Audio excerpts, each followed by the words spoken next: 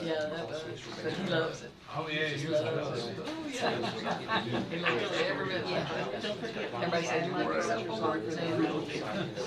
After you be busy, you have things to do.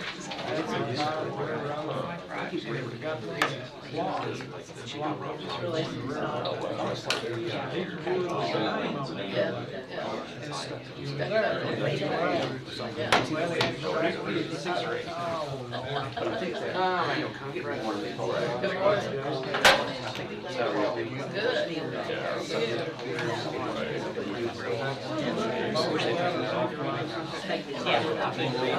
It's on there, community crisis.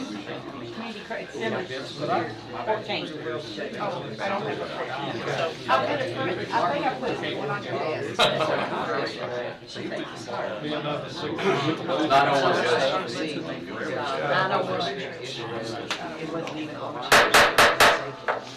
Good morning. Thank you all for being here. It's our second meeting of the year, January 23rd. Madam Clerk, we have a quorum and press has been notified. That is correct.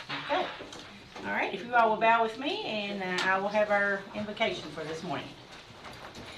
Heavenly Father, we come to you today asking for your guidance, your wisdom, and support as we begin this meeting. Help us to engage in meaningful discussion, allow us to grow closer as a group, and nurture the bonds of this community. Help us to always look to you for the right answers and the direction that we should go in helping those that are in our community and in our county.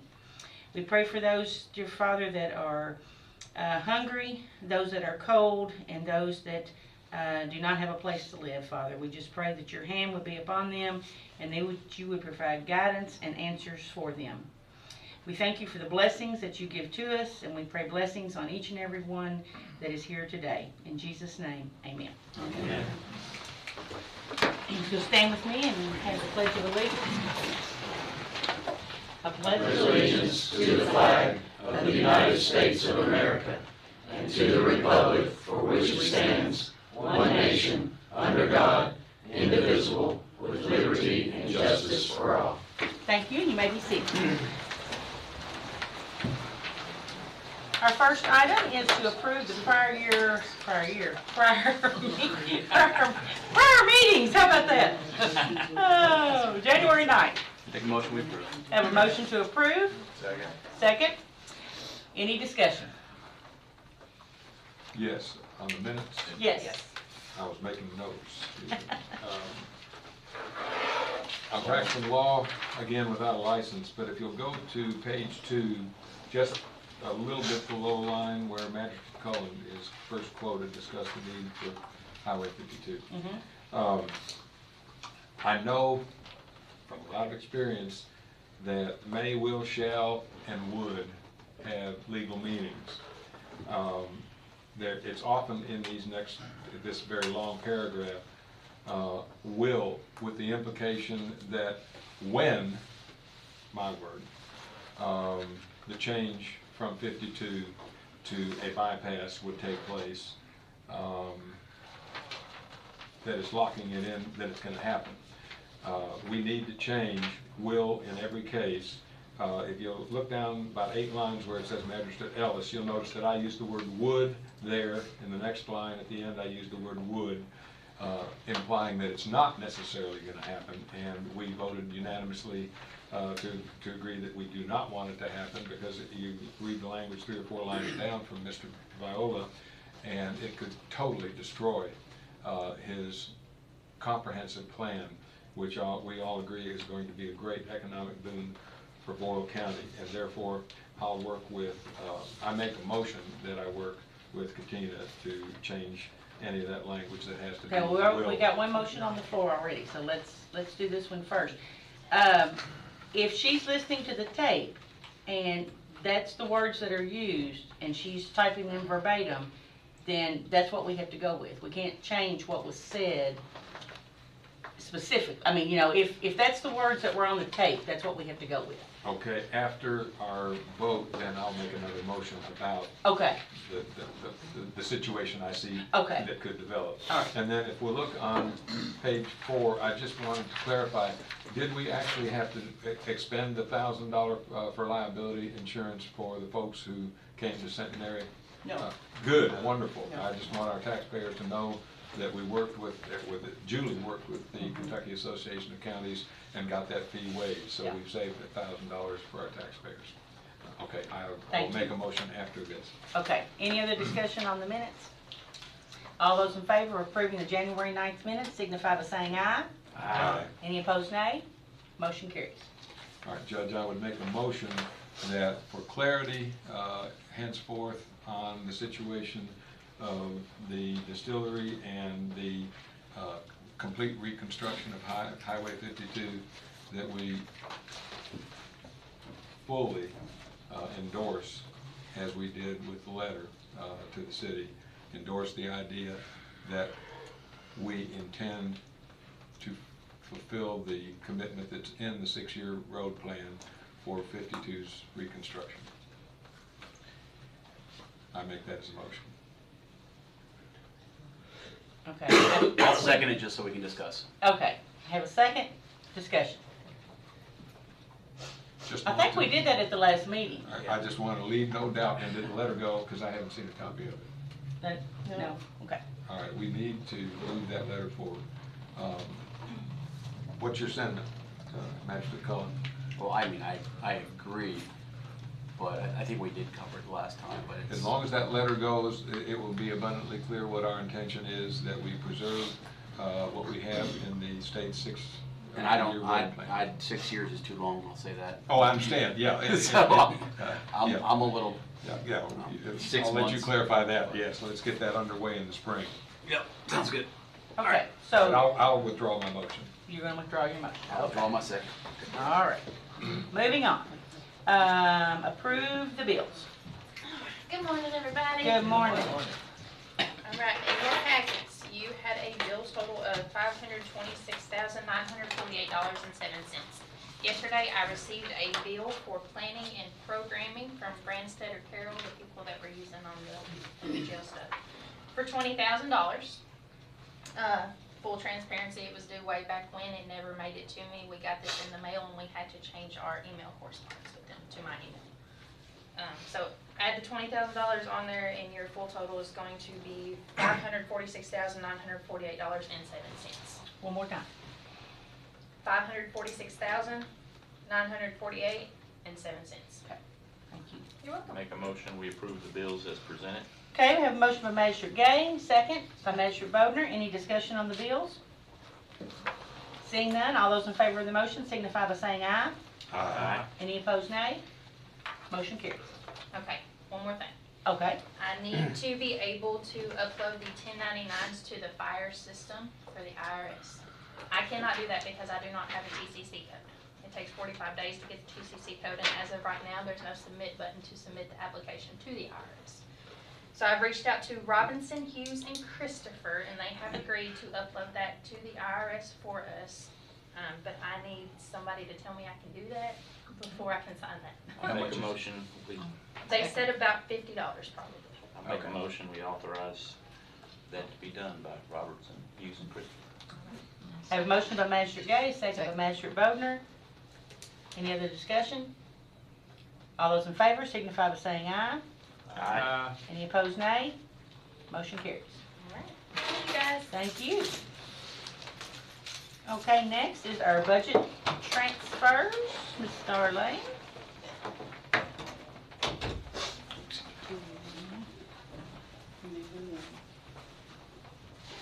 Okay.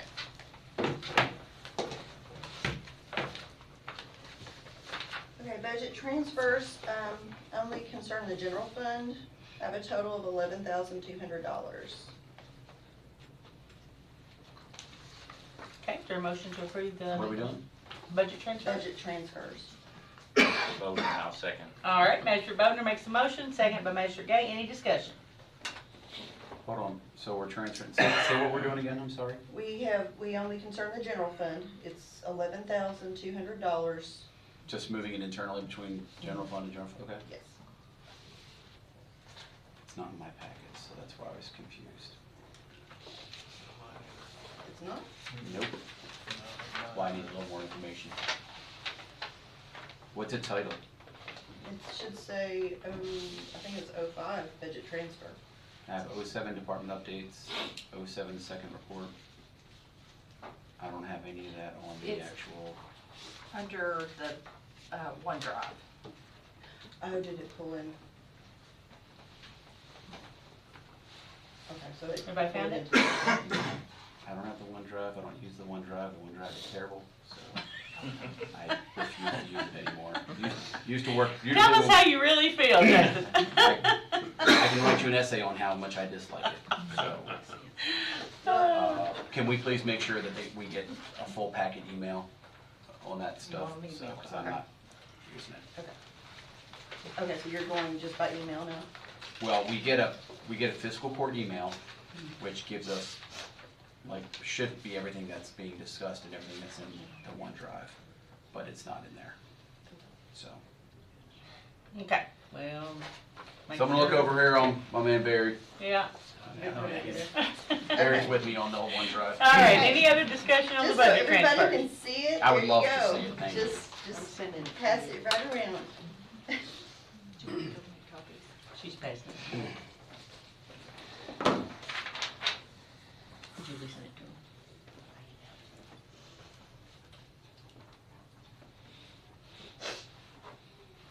Are we gonna have this on the cash transfers too?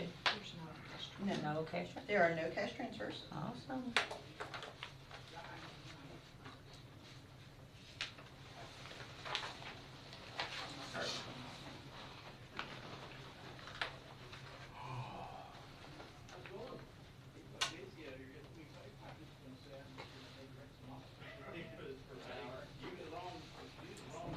I will say I was in favor of having it on OneDrive, but it used to work well. Now, for whatever reason, it just, that OneDrive does not. It is a little Since more we've switched to difficult to Microsoft, use. it's Okay, maybe we can talk to you Pain. about that. Yeah. All right, now that Sorry, everybody's had a Bill. chance to view the budget transfers, we have a motion and a second. All those in favor signify by saying aye. Aye. Any opposed, nay? Motion carries. All right, no cash transfers. Budget update and second quarter report approval. I had sent several weeks ago, the mid-year, that's the word I'm looking for. Yeah. The mid-year, at the beginning of the year. yeah, as of everything as of December 31st. Now, does everybody Per have this department. before we get started? Okay. And I sent it out by email. Good deal. So, Finance Committee has met about this, and we went over any questions that we had out there. I did fix the question that you asked about, and it is corrected, it is on the sheet in front of you. I accidentally sent out my information before I made that correction, and that was my fault, so I apologize for that. So this, So that is corrected now. It was the agreements, maintenance agreements.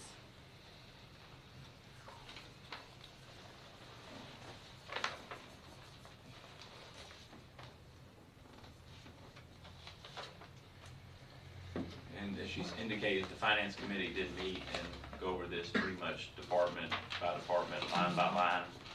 And, you know, it really looked like everything was basically where it should be at the mid-year point, short of some things that are just naturally, based on the nature of the item, were either front-loaded or are gonna be tail-end loaded as far as the budget process goes.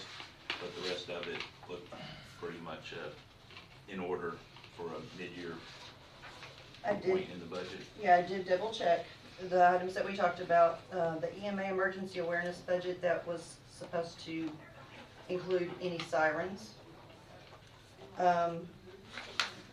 Courthouse building maintenance agreements, that was the one that I had the extra number in. Coroner tires, we're saving to put back on the vehicle in the spring. The Huntington debt service, the payment of interest is due June 1st. The fiscal year unemployment payments were generally, I went back last year's time period and it was paid in March. Workers' comp was paid in July and in June, so that's why we had a little extra left over for any leftover amounts that would be paid in June. Some of the grants, there hadn't been anything done on those, but I think maybe some are in process, and that's why they're just sitting there idle at the moment. So this is the 07 second quarter report, right? Yes, That's all the that's updates. the department updates. The second quarter report, I sent you in full, as I did the first Yeah. quarter, and it is correct, it went in last Thursday. So it has already been, submitted to DLG. And So you if I'm need- looking at the transfer out here, very last column says negative $1.2 million. Mhm. What's that referring to? It's your transfer outs, so Yeah. are you saying that there's more transfer outs than there have been transfer ins? No, that's just the way that it populates on the report. It populates as a negative amount.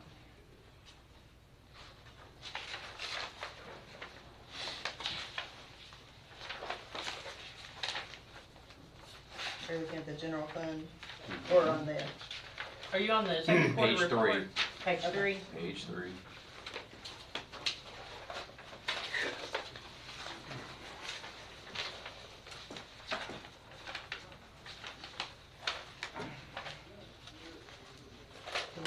You got a number?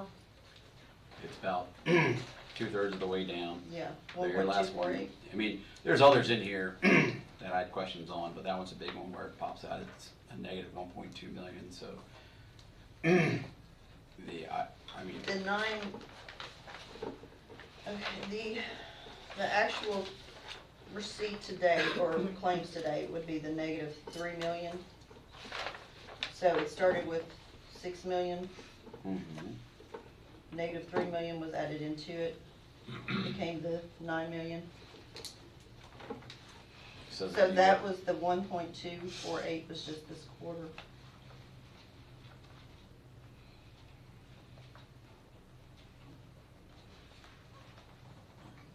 So you're saying the budget original was 6.7.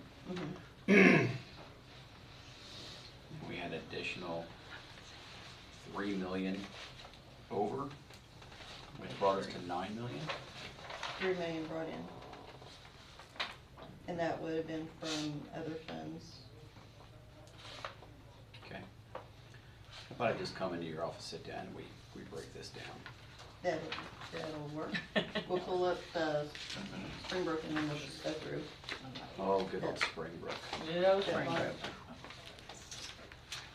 All right, so do you need approval on the second quarter report? So, if you would, please.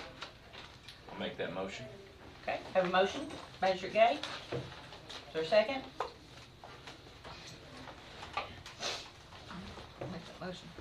Magistrate Bodnar, second. Any discussion? All those in favor signify by saying aye. Any opposed, nay? Nay. One nay, okay. Only because I want to sit down and look at it, so, Okay, with her. I've looked at it, but motion carries. thanks. Thank you very much. All right, no old business, so that moves us up to new business, and first up is our building inspector, Rusty Cox. How'd you Good get top of the morning. list? I'm sorry. He's How'd you special. get top of the He's list? special. I like it.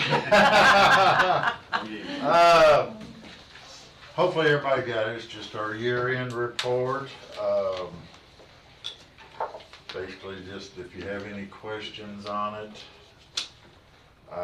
If you look, one thing I like to point out is look how low the Danville revenue is compared to last year. And Boyle County is a whole lot more out in the county there, and I think a lot of us have discussed it, and it's just that there's no building lots in the city other than a few high-end places. So I think we'd get a lot more people building if we had something, some new developments going. So these numbers do separate out, so the Yes. 71 single-family homes is outside of the Danville. Yeah, that's Boyle County, yeah, cause there's quite a few places out in Yeah, the county. I just wanna make sure you weren't taking both numbers. No, Boyle was 71 and just 14 houses in the city. Yeah, okay. And, I don't think it's an economic indicator, it's just a Space and. lack of land. The one So- thing I just talked to a friend this week, because I recall that 15, 16 years ago, concrete was $36 a yard, and he just paid $175. Yeah. So that is a continuation of supply and demand plus tornadoes and floods taking out. It just things. went up a pretty good lick here just lately too. So I think we're gonna face that in terms of new construction for some time in the future. But I think you've got people out there prepared to build if they can just find somewhere, cause not everybody wants to go out in the county. A lot of them want to stay in the city too. So if we can ever get that taken care of, I think we'll get back on, the county is on a good track. There's quite a few things there. So, any questions? Nope. All right. Thank you, sir. We appreciate this Well, no very problem. much. I'll be back in April for a quarterly. How's Okay, that? sounds good. Casey McCoy, County Clerk. There you go. You're up. Morning. Good morning. Of course, I'm just here to present the fourth quarter quarterly report for the clerk's office. I don't know if you have any questions about it or anything. Fourth quarter, do you need fourth quarter approved or just acknowledged? Just acknowledge. Okay. Just acknowledge. Knowledge. Okay. How's your vacation been like? There's been no vacation, I can assure you. On that note, yeah, has the state cleared up things in terms, would you make a statement, both for Boyle County's protection and? Well, I'll start out by saying, for the customers that came in since the beginning of the year, I would like to thank them for their patience, because I'd say, of course, there's always gonna be a few, but 99% of them's been very understanding and patient with the girls.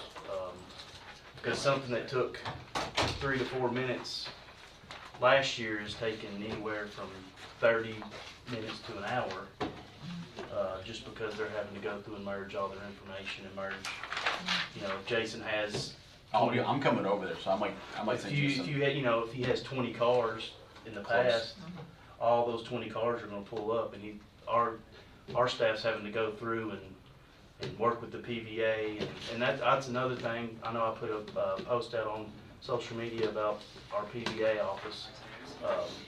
Lucretia's been tremendous, her staff's been tremendous, helping, because pretty much every customer, or every other customer, we have to call the PVA office to get them to change something. Not because they did anything wrong, just for us to be able to help that customer.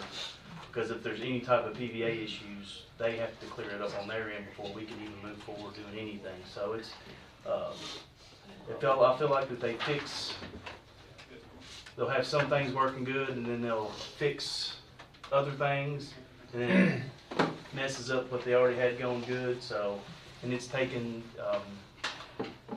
Lee, half the day to go through reports because the totals aren't right when they come in. So, the state wants us to just turn in whatever the report says. Well, if that's the case, we're losing money as the county, because not everything totals up correctly on what a lien cost or a transfer cost or anything like that. So, I appreciate her for going through and actually finding out what our county is actually total. Making sure it's right. Making sure it's right, making Yeah. sure we get what money is ours. So. Is that related to the switchover of the software? Yeah. Wanted to clarify that for the public's understanding. Yeah. And then number two, as I reported last meeting, I had talked with our two major auto dealerships, and they were very concerned, but you said you sat down with them and your staff. Yeah, we sat down and I think the day that we opened, or the day before we opened back up, we had almost I think they had, between our county, they had a little over 150 transaction vehicles sold between Stuart Powell, Auto Connection, and Bob Allen, and of course some of the smaller dealerships. So I'd like to thank Ashley, because she's worked diligently catching all those up, and like we actually made our first payroll, so that was good. You know, And once again, for the record, that's the state's transition to this new software, Yes, which yes. has slowed down This everything. isn't going at to the be a local. 3-month thing. This is going to be a 6 to 8 month transition. Like it's going to take a long time for them to figure out. You know, when something goes wrong and we have to contact Frankfurt, you know, when Frankfurt closes for inclement weather, we're left stranded. There's a few that work from home still, and you know, we're talking to the Cavis team through Messenger. So each region's got its systematic messenger, so it's hard to call somebody on the phone and actually talk to a person. Instead, you're sending pictures and messaging through a computer, which makes things even. But how do you handle 40 counties, you know, in a region that's so everybody's stretched thin. I know Frankfurt's stretched thin, so I mean, it's just a work in progress, and I know eventually the public's patience is going to wear out, but I mean, they're working as hard as they can. You're doing all you can do. They are doing a fantastic job. We are ahead of other counties. I can say that, as far as how we're doing things and workarounds that we're finding, and you know, problems. Because they have a checklist, and if it's a big problem, it'll go on the top 10 of the checklist, and then they work down from that. So, Having been the county clerk, I personally feel your pain, because there was issues that we had during my tenure, you know, that yes. weren't to this magnitude that you're dealing with, but It's they, like when the boats went live, Yes. times 20, Yes. I think, I feel like. So, yeah. And this is not a Boyle County, just a No. Boyle County problem. This is statewide. Every county is dealing with these same issues. yeah, and like we'll have customers come from another county because their county couldn't get it done, and we're like, you know, we're gonna do the same things that they did, and it's gonna give us the same error message that it gave them, so. Yeah.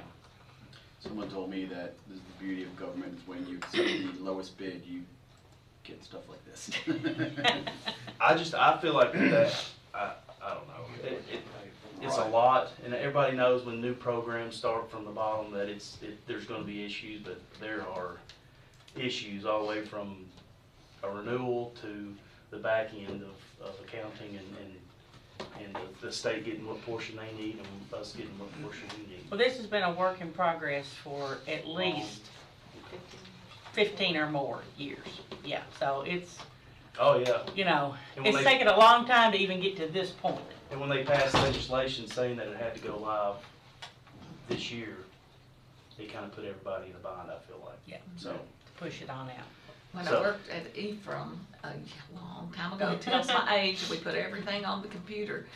We thought we'd die because this is going on computer, oh, we can't do that. Within 3 months after it did get there, the computer went down, we were like, how did we Now ever what do do you do? this? So it all works out, yeah, but it it'll, takes.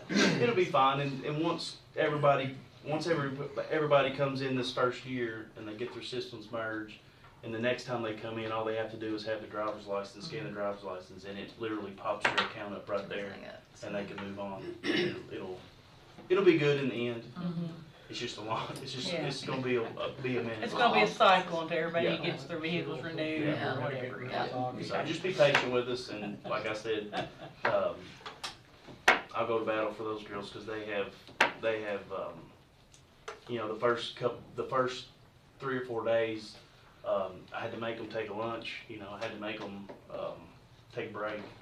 So, because when it's lined up down the hall, you kind of feel their pain, because there's nothing they can do, and they're moving as fast as they can, but you can hear people out in the hall. No matter if I go out there and tell them why, or, but Yeah.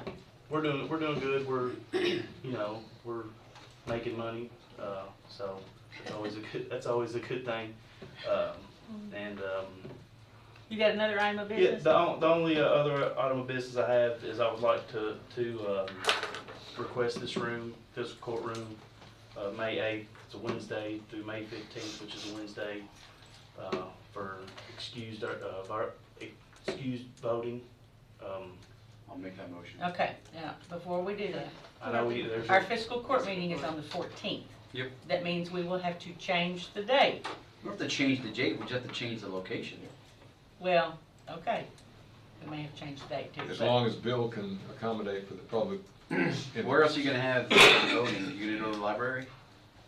There's no, that's the issue. Is this is the only.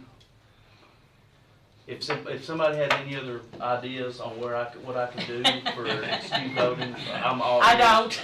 There's like there's no. I know you tried it upstairs one year. Everywhere, And yeah. it's you're checking them in here, then you're having to go upstairs, and Yeah. then you're having to come back downstairs, and Yep. it's just easy because we check them in over there, we walk them across here, they vote. It takes them no time, and they're out. So. I'm not opposed to it, I just was letting you all know before you, Why do they have to come in here? You've had it set up in the hallway before. No, I would not have my machines out in the hallway because they can't be kept. They have to be kept in a locked. the machine was in the room right over there, the last. Yeah, the first little Yeah. cubby room right here of your office. But now he's rearranged and he's got an actual employee in that spot now. And there's more. I didn't have an employee there. And now there's more equipment. Now we have the scanner, The and now we printer. have the printer, Yeah. and we have the pad that checks them in. So, like I said, I'm all ears for suggestions.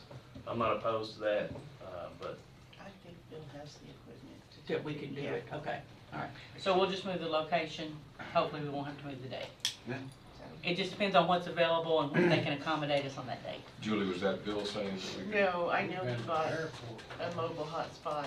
Okay. Yeah. Meeting there. Big breakfast. So, you wanna do your motion now? Hmm? Do you wanna do your motion now? Well, I make a motion, we approve it. Okay, Second. second, any discussion? Can I add on to my motion that we Sure. build a bigger courthouse? We're trying, yeah. we seriously are trying. Well, the clerk's office. I'm sorry, but I see a whole big space out here that has a dysfunctional fountain that we can just move right that way. All right, all those in favor of the motion signify by saying aye. Aye. Any opposed, nay? You've got the courtroom. Thank you all. All right. Thank you. The Bears- Good luck. Building next door still for sale, right? I don't know. Not on the table. Okay, next is CVB Director Kendall Clinton. Update. Good morning. Hi, Bill. Got a little visual presentation. Oh, this morning. great. So, wintertime's always slow for tourism. There's not a lot of activity going on. We don't do a lot of marketing, but we do try to save up big projects for the winter months when we have time to actually sit down and focus on them. So, back in August, we were looking at doing some updates to our website, and as we were working with the company Red Pixel, we decided we just needed to build a brand new one. So, we waited till December to tackle this because my assistant and I spent probably a good 4 weeks inputting data for this. Everything is pretty much new on the website. We couldn't transfer it over. So they built us a platform, and we spent better part of December and first 2 weeks of January building this, or putting the content on this website. So it's the same URL. So if you go to danvillekentucky.com, as you would have in the past, it takes you to the new website. So most tourism websites are going to have basic information that everybody's looking for: places to stay, places to eat, things to see and do, which we had on the old website, but we've kind of beefed that up. So one of the things we did for the food section, eat and drink, before we just basically had local eateries on there. We didn't have fast food, we didn't have the chain restaurants. Now everything has a home on this new website. We broke it down into 6 different categories. That's Coffees and awesome. sweets, breakfast and brunch, so everybody is on here somewhere. So when you click on an individual listing, it'll bring up all the different, there should be photos in those boxes. Bring up all the restaurants you,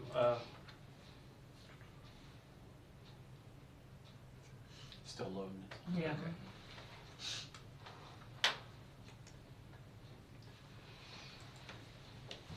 Do, do, do, do,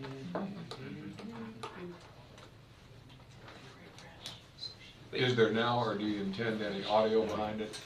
There's no audio on the website. We do have a video made from B-roll on the homepage. It's 30 seconds, and that was taken from the video that we had shot last summer using our ARPA funds.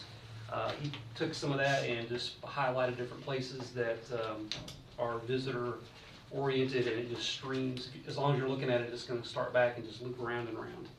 But there's no audio to it. So when you get to the individual listings, we got their website, their Facebook page, if they have one, their phone number, their address. So if you're using a mobile phone, you just click on that phone number, it'll dial the number. If you don't know where the restaurant is, you can just click on the map, on the pin of the map on the mobile, and it'll give you directions from wherever you are. I didn't see any footage for Junction or Perryville. It's all mixed. Yeah, I'll go back to that. With all the listings we have a option to do photo galleries. So with Drake's, we've got the main photo, and then these 3 photos. We can do 3, 6, 9, however many we want. So that's one thing we're still working on. Some of our listings only have a profile shot. We're going to be spending the next few weeks going to shops, restaurants that we don't have the additional photos to get photos for the gallery. I'll go back to the homepage, Tom, so you can see the. So you have infinite flexibility. Yeah, for photos, yeah, and content, we have complete control over the content. And this is the video that just loops around. Now, the places to eat, that includes Perryville restaurants, Junction Everything. restaurants. Mhm. Yeah, I saw whole town. Sweets by Cindy on there. Yeah, I did too. I saw Sweets by Cindy.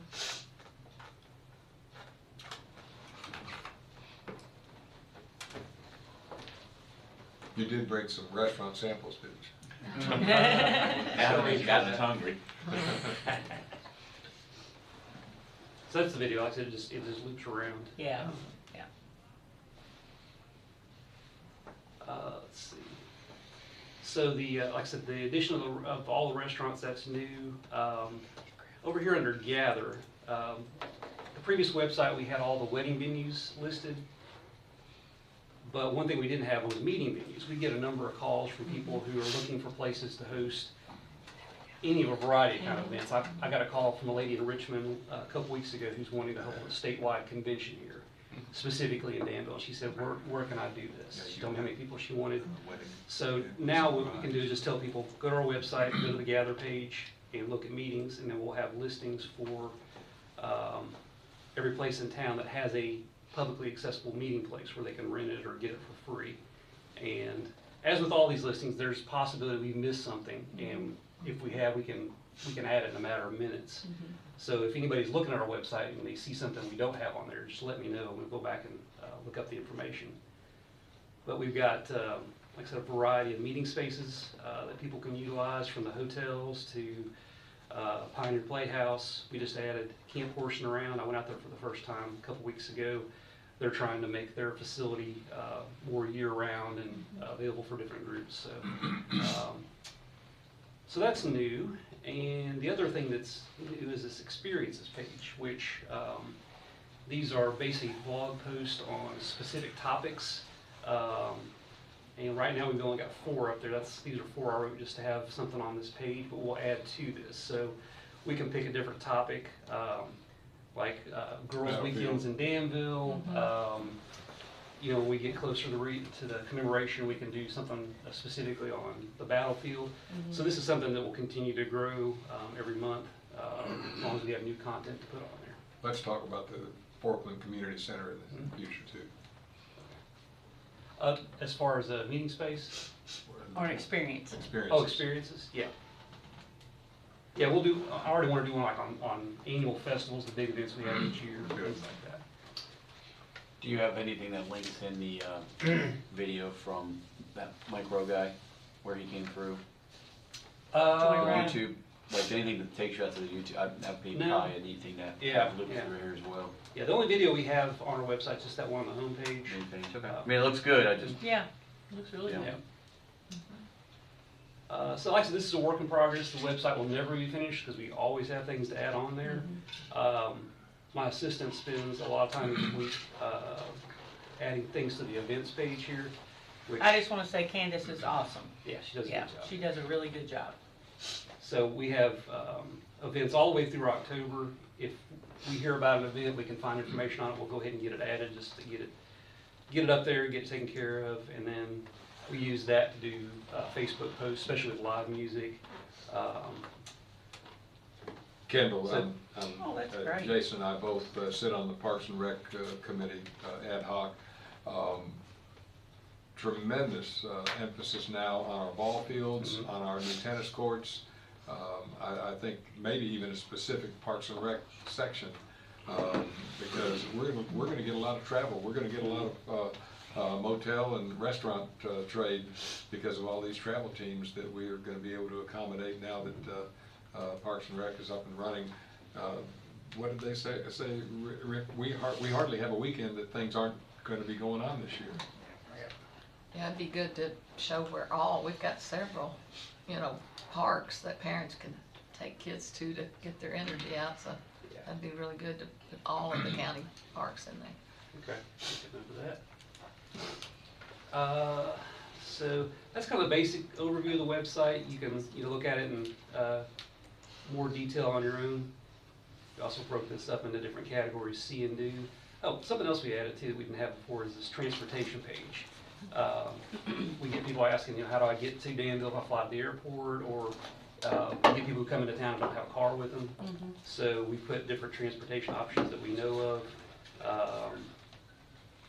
From Timmons Rideshare, a couple of tour companies that will actually pick up in Danville. We have several that come through here, but there's only a couple we found that will actually come pick up a group here in town. That's Stone Fences Tours and Central Kentucky Tours. So they'll come to the hotel or your Airbnb or wherever and pick you up. And then of course the local options, Bluegrass Ride, the Danville Connection, Airport. The Wildlife Refuge would be something that if it's featured, it will attract folks from all over. I think they're on the outdoors page. Let me see. Yep, there it is. Ah, there you Yeah, go, so I think good, Wildlife Refuge. thank you. And again, we had probably over 1,000 photos shot last year, so we utilized as many of those as we could on the website. I'm sure more than half these photos are ones that we had taken last summer using our EDA funds. So actually, that's kind of the highlights of It looks great. of the website. And if you all see anything that's missing, just let me know and we'll look into it. Do you have Center College on there anyway? Not on a specific page. If there's events, we do Norton Center events, other events going on if we're informed of them, we'll put them on the calendar. You could put them under the eat and drink, and as far as their, I hadn't even thought about that. Yeah. cafeteria. Yeah.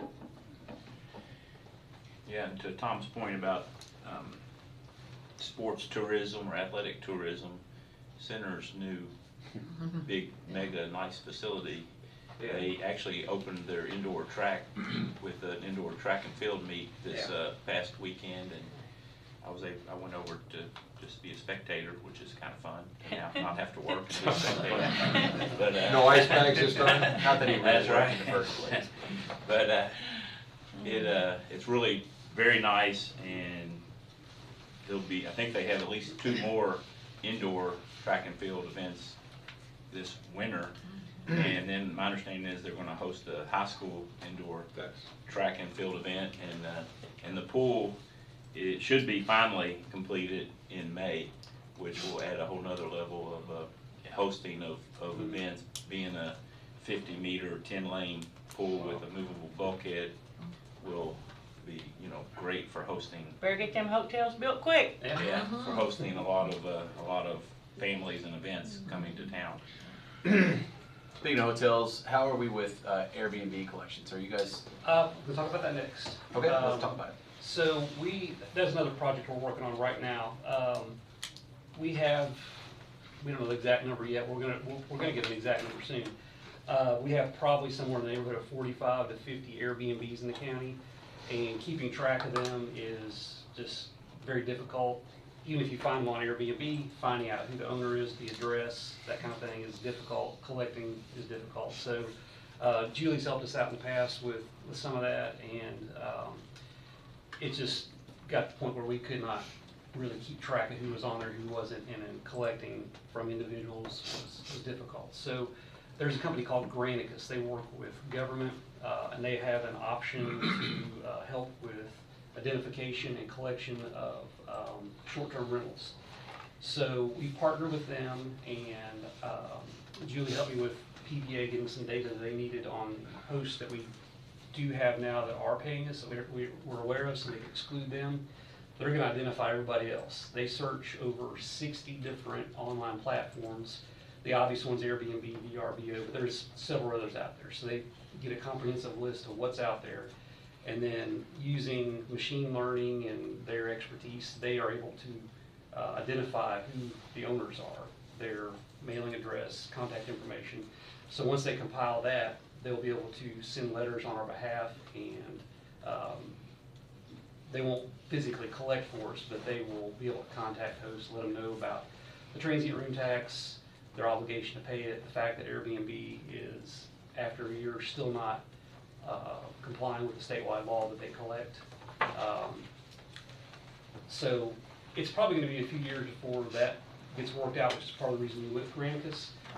KLC and the Kentucky Travel Industry Association jointly filed a legal motion asking that Airbnb be compelled to collect this tax, and from what we told, it's going to be 2-3 years before that ever gets resolved. So in the meantime, we're all in the same boat. Every tourism office in the state's based in the same boat, where we don't have the ability to compel them to collect, so we're still forced to do it on our own. It's almost like we need a business license for Airbnb. But yeah, so right now we're waiting on Granicus to send us that list. We sent them the information we had. They're going to build that list, and then from that point on, I believe the next step will be to use that to send letters out to the hosts that aren't currently on our radar or complying, and then we'll go from there. Hopefully this will increase our room tax revenue, and at least make sure everybody's paying their fair share and do what they're supposed to do. Okay, go ahead. Okay, a couple of things I'm working on. Last year I went to Cincinnati to the Heartland Travel Show. First one I went to, got to meet with, I don't know, upwards of 30 different travel companies, mainly from Kentucky and the Northeast, Michigan, Pennsylvania. Little 5-minute speed dating kind of situation where you just sit down with them, pitch your city, and then hope they take interest and follow up with you. So this year it's in South Bend, Indiana at the end of this month, or end of February. So I'll be going up there, spending 4 days meeting with some of the same companies I met with last year, a few new ones. Back this fall, I had one of the travel companies I met with in Cincinnati come to town, spent about half a day with me. We went downtown, showed him all the places he wanted to see, went to a restaurant. So he's very interested in bringing groups here. So this will give me a chance to meet with them again, some of the companies I met with last year, and meet with some other companies that may have interest in Danville. Did we make it into Southern Living? I don't know. I know that the freelance writer who contacted me submitted some information to me to review, but I don't know about the photography. Okay. They may have just come here unannounced and taken photos. Okay. So, I never did really get a straight answer on that. Okay. But speaking of media, the other thing we're working on too is different film projects. We had a series that's got a specific focus. Contact us wanting to film in Danville and Constitution Square sometime in the spring. We're supposed to be having a Zoom call soon to set that up, but it'll be a 30-minute episode specifically focused on our area. There's the 8-episode series that focuses on music in Kentucky that I think I talked a little bit about last year. They're going to film a 30-minute episode here in Boyle County sometime this year.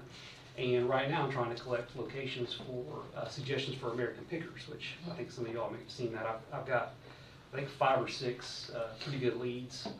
Once I get that all compiled, I'll send it to American Pickers, and hopefully it'll catch their interest. You know, Mike was here last year, so he knows Danville. Yeah. And he was here 8 or 9 years ago and filmed at Pioneer Playhouse for an earlier episode of the show.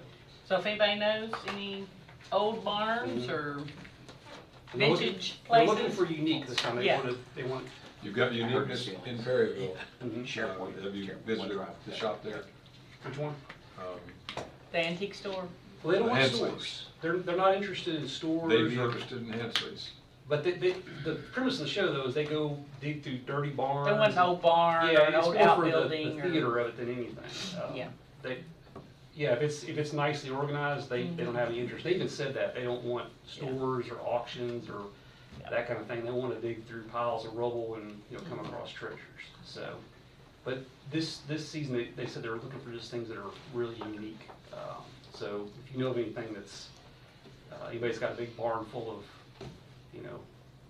Junk. unusual property. But I'll be sending that in hopefully this week to, hopefully get on their radar. Pioneer Playhouse. Yeah. They've got, their backstage area is very unique. Heather said that when they were there before, there were several things they wanted to buy and they wouldn't sell at that time. Right. So maybe they'll want to go back out there and revisit. Right. I'll suggest that. She's still living. Yeah. Yep. She ain't selling nothing. And that's it. And Tim's here to All right. give our financial report. Well, thank you very much, Kendall. You're welcome. Appreciate the report. Great. Thank you. Yep. Looks great. And welcome, Tim. Good morning, everyone. I'll be brief. Our cash balance is down right at $200,000. Some of it is the COVID money that we spent. And some of it is a lack of collections. We'll probably be reaching out to our county attorney here if we don't get any better. I did notice that in January of '23, we collected $38,000 of revenue that was prior to that period. And now we have about $50,000 that some of the motels haven't presented to us. And it kind of shrinks our, it's not really hurting our budget yet because we think we're going to collect it. And staff has been interacting with the motels. So if we don't get an answer to it, we'll probably be reaching out to Chris Ingram. Any questions or any thoughts? Or? Nope. Nope. That was easy. Yeah, thank you very much. Good seeing you guys. Yeah, appreciate it. Go on, sir. Get down. All right, next up, Stuart Sanders is going to talk to us about America 250. Well, thanks for having me. I actually live in Danville. Thanks for being here. Yeah, thanks. I work for the Kentucky Historical Society up in Frankfort, and we are the administrators of the Kentucky Sesquicentennial Commission, which is commemorating the 250th anniversary of the signing of the Declaration of Independence, which will be celebrated in 2026. So we're looking at this as being essentially the 250th anniversary of the founding of the United States. And so like the U.S. bicentennial in 1976, this is going to be a huge national event. States are gearing up, planning, and Kentucky's really no exception. And for us at the Kentucky Historical Society, as the administrators of the State Commission, we're encouraging communities across the Commonwealth to plan their own celebrations based on their local history. This is really a commemoration of the American spirit, looking at Kentucky's role in shaping the values that led to the founding and the growth of the nation. And of course, Danville and Boyle County played a really important part in that growth, having 10 constitutional conventions here from 1788 to 1792. Like most states, we're not only looking at that 1776 period, this is sort of a broad commemoration that's examining 250 years of history since the signing of the Declaration of Independence and the founding of our nation. So even though 250 years is a long period, I think it's going to enable communities across the state to really highlight their own local history and show what makes them unique based on state and national history. So the State 250 Commission is focusing on 3 major areas: education, events, and heritage tourism. For education, we're working with teachers around the state to develop lesson plans and other resources that they can use to sort of bring 250th programming into their classrooms. We're going to be having teacher workshops on kind of teacher professional development and also civics education. And then we're also going to encourage programs in schools across Kentucky over the next several years. For events, we really see multiple signature events happening across the state that celebrate our Commonwealth's history. And again, we're really hoping that individual communities will have their own events to show what they have that's unique. And also, too, you can consider July 4th, 2026 is going to be a huge statewide and national party, essentially. For heritage tourism, we're really hoping to work with CVBs across the country, or across the state, to really help promote our historical assets, and again, to show the importance of Kentucky and Kentuckians in our nation's history.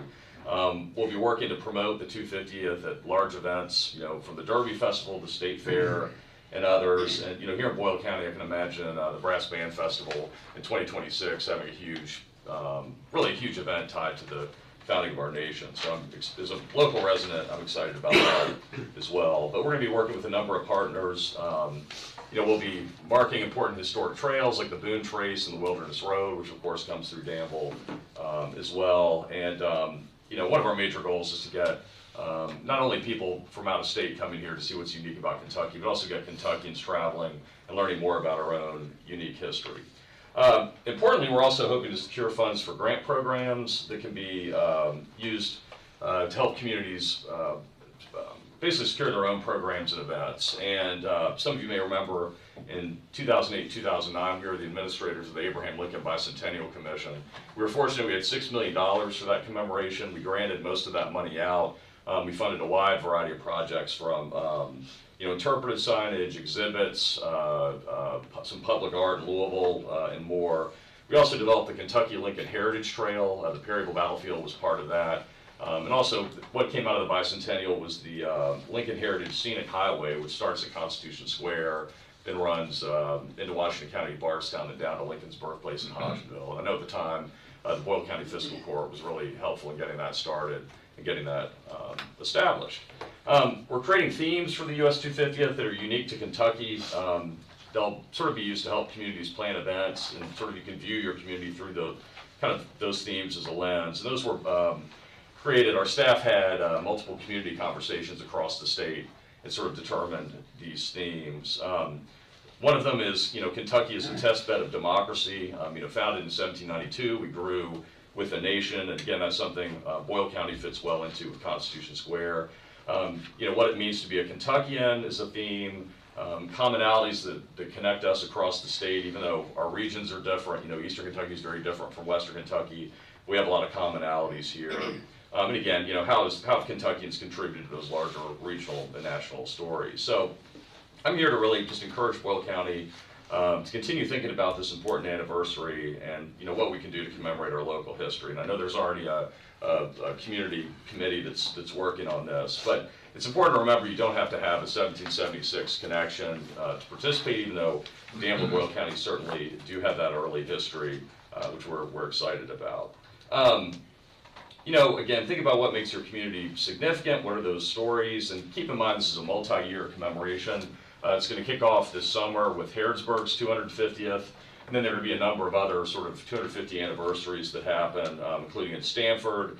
And again, we see everything sort of culminating July 4th, 2026, and then ending in December of 2026, which is when the state commission ends. But that's also when Kentucky County, Virginia, I think, was officially established. We'll sort of do something big in December as well for that event. So we're also hoping this will be an opportunity for communities kind of, for lack of a better term, sort of shore up their local history infrastructure, help local museums and historic sites make improvements. And hopefully, again, we'll have a grant program that'll help with that as well. So, thinking with Constitution Square, for example, can 2026 become a kind of a revisioning process for that potentially, or a shot in the arm for Constitution Square, which would be great. So now's the time to start thinking about what you'd like to tackle as a community, and those of us at KHS are happy to help. And living here, I'd love to work with any local planners to sort of help make this a great commemoration for Danville and Boyle County. And again, fingers crossed that we end up with some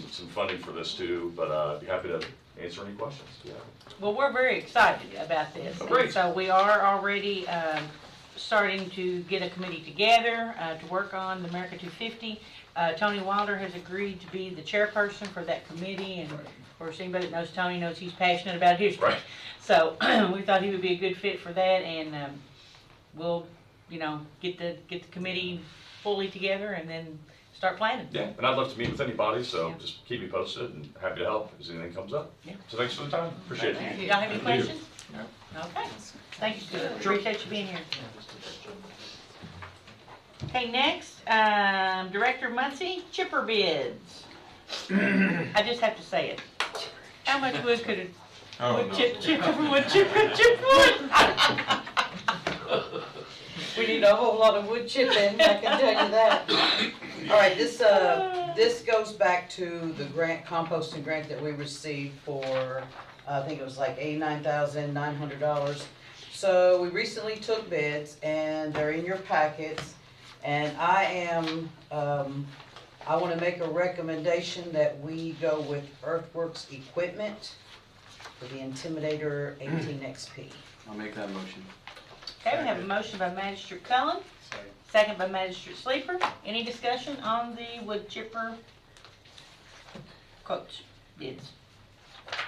Just a suggestion that when the city has needs, if they don't have similar equipment, can we contract with them to perhaps help to allay some of the cost of this expensive? I believe, they already pay half the cost now when we have to call someone in, so I believe it would be fair enough to bill them, what it's gonna, between manpower and that, and make them split half with us. Anytime that we can amortize a big cost like this across, so that our taxpayers understand that we're being very careful with funds.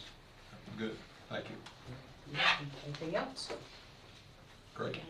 All those in favor of the motion signify by saying aye. Aye. Any opposed, nay? Motion carries. Thank you. Thank you. Next up, ethics ordinance first reading. And Joe is, yeah, there's Joe. And Paul, thank you for being here too.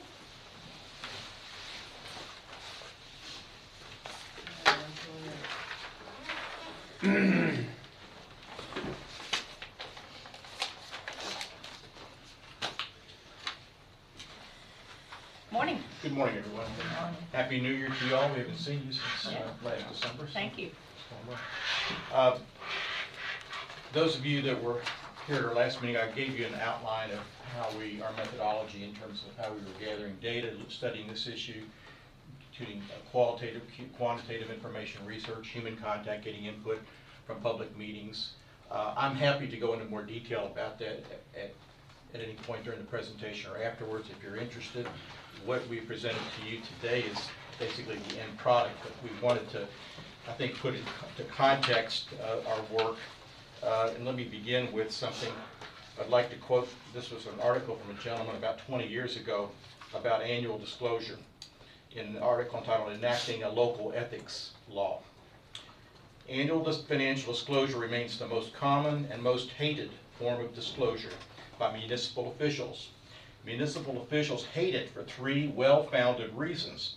Most financial disclosure is burdensome, check, intrusive, check, and irrelevant, check. The checks are mine. Yet sensible annual financial disclosure plays a critical role in an effective municipal ethics law. As first discussed in the first part of the series, ethics law focus not on punishment, but on prevention. Thus, they do not aim at catching crooks. I read that to you because I believe that's the spirit that we approach this, and that's our philosophy on the ethics board. We're not here to catch crooks. If they fall in our lap, certainly we will deal with them and refer them to the appropriate authorities if necessary. But we looked at this and we felt that, first of all, that since this had not been, this ethics code section 21 had not really been revamped in almost 30 years, that it was time to get a fresh look because of input that we've gotten from folks.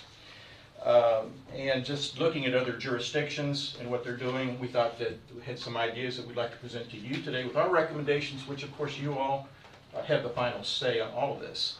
So there's the questions that we'll get into, like dollar amount changes, which you may agree or disagree.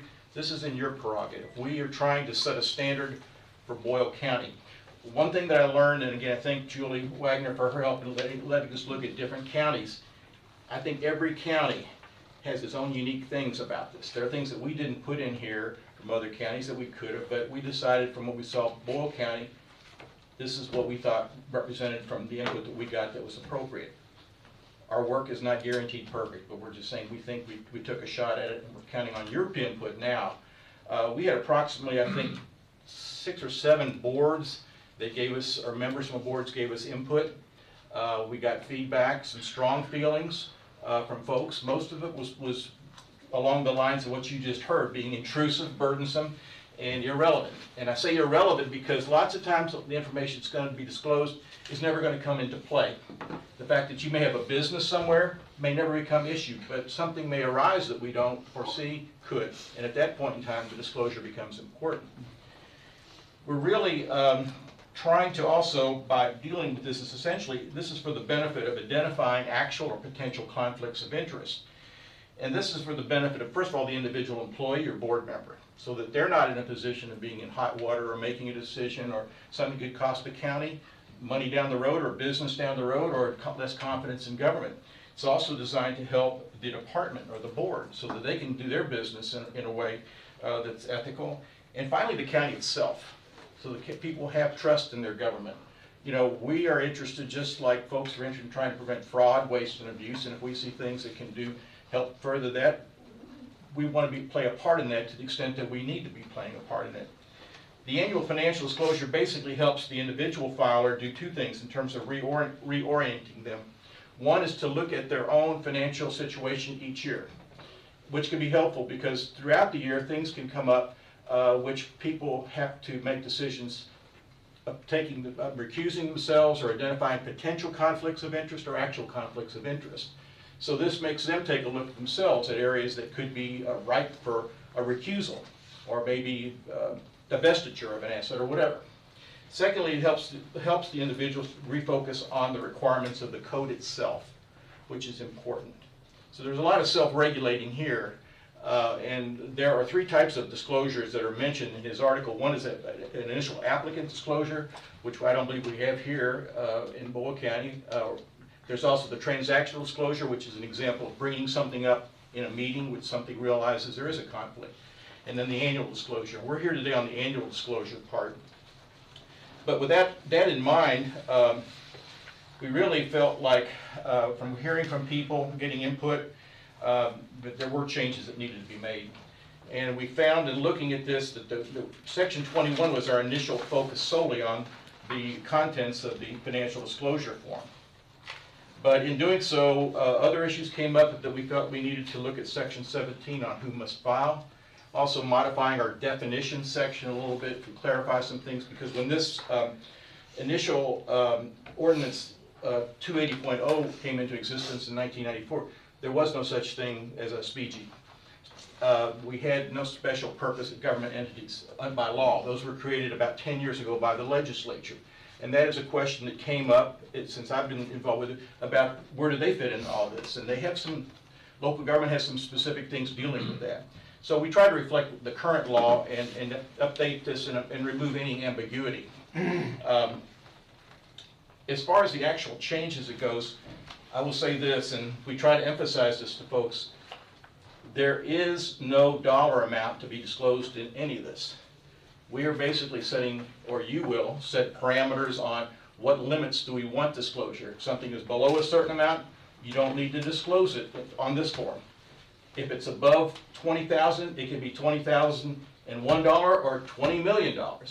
It's still, you just check. That's what we're doing. So we say at this point, this is a significant, or you would say this is a significant amount that we need to disclose at least.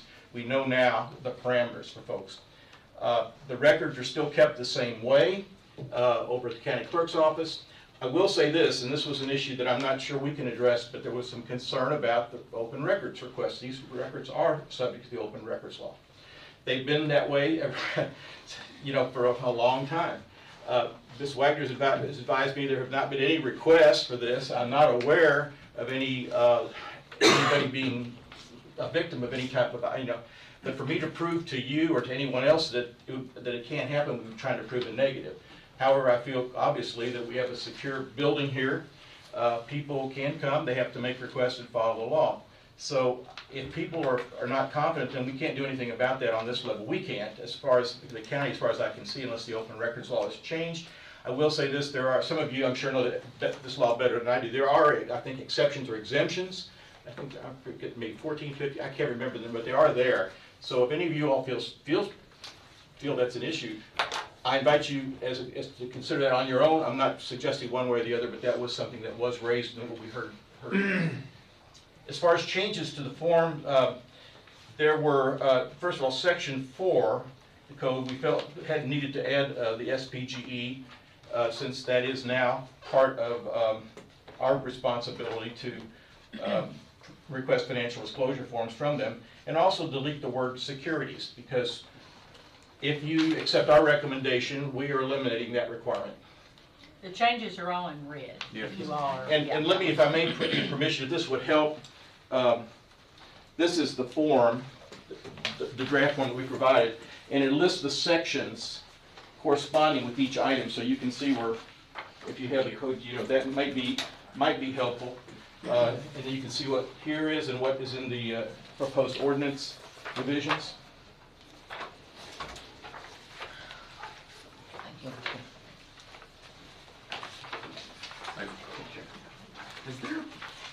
Is there anything in here, well, I know there's not because I've read it multiple times, that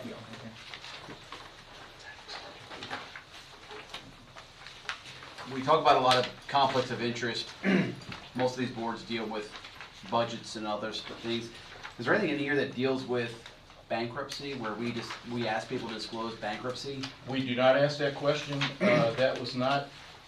That is something, again, for you all to consider. That was, somebody raised that issue, I think, briefly, but we don't. And that would be, we would defer to you if you think that's important. I think it's something that we seriously need to consider based on people are going to be dealing with a lot of taxpayer dollars, essentially, and spending money. And so we really need to make sure that, again, it's one of those things we understand if somebody's filed for bankruptcy or is out of bankruptcy or anything like that. So that's I don't know how we make the recommendation. That's a recommendation I would make that we have put on there is we ask for disclosures of bankruptcies. Is that a motion? That's a motion. Okay, we have a motion by Magistrate Cullen to include bankruptcy information. Is there a second? I'll second. Second by Magistrate Ellis. Any discussion?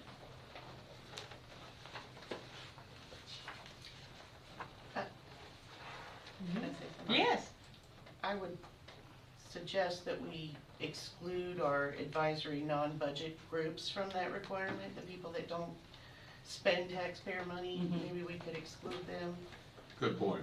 from those. That will be section 17 that we're going to talk about, and that they would be, if you all would agree with our recommendation on that, those folks would not have to fill out an annual financial disclosure form at all, so they would not be required.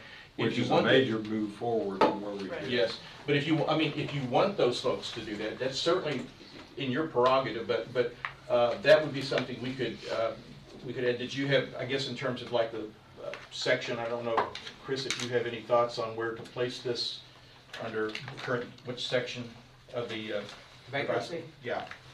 I'd have to look at it. Okay, well, we can get it into section 21, certainly, maybe even make a separate provision if necessary, but something would be added to that. Would it be simple to put it in as any elected official? Because I can't imagine any of our elected officials in the county not having some fiduciary responsibility.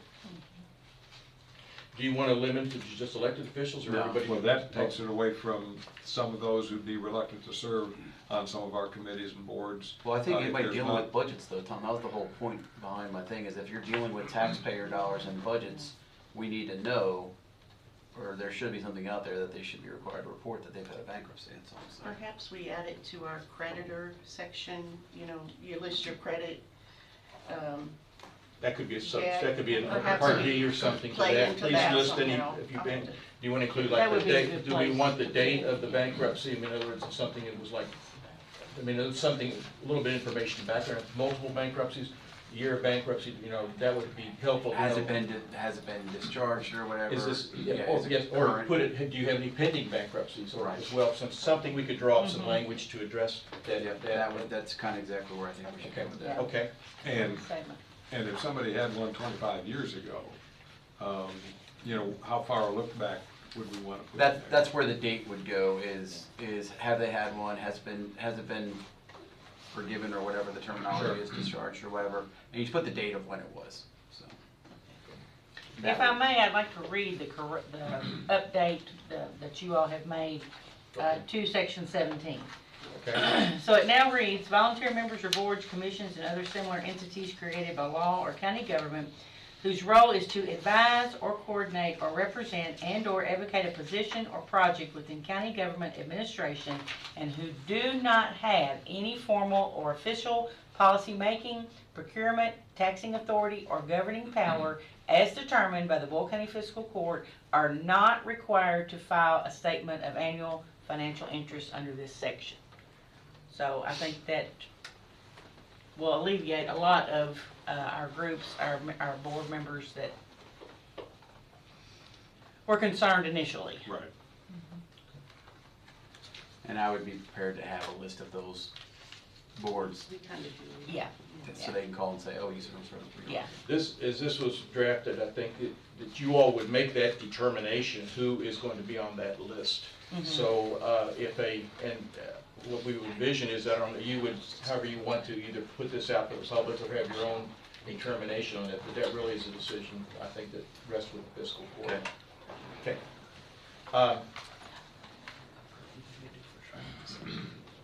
In terms of the, we talked about section 17, I don't know. Okay, let's go ahead and vote on what we have on the floor, okay? Okay. So all those in favor of the motion to add the bankruptcy information signify by saying aye. Aye. Any opposed, nay? Motion carries. Go ahead. Okay. Did you want to address section 17 at this time? Or we just talked about the volunteer members of boards that you just read to the fiscal court, or you want to wait?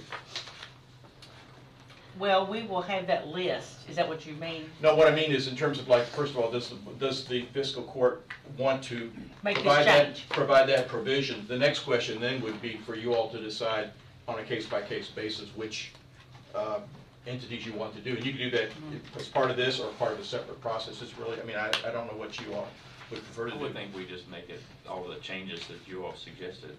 As a Make it as whole. one motion I haven't as a I whole. think seen so, any too. that are huge issues. Yeah. So. Okay, all right. Very quickly, in terms of, you can see, I think, from the form that on section 21 that we made some changes based on paragraph A to include both the filer and the spouse. We have eliminated the, under source of income, we have eliminated the immediate family members, eliminating to the filer and the spouse. The amount is exceeding $10,000, and we identify the type of income more specifically in this provision of,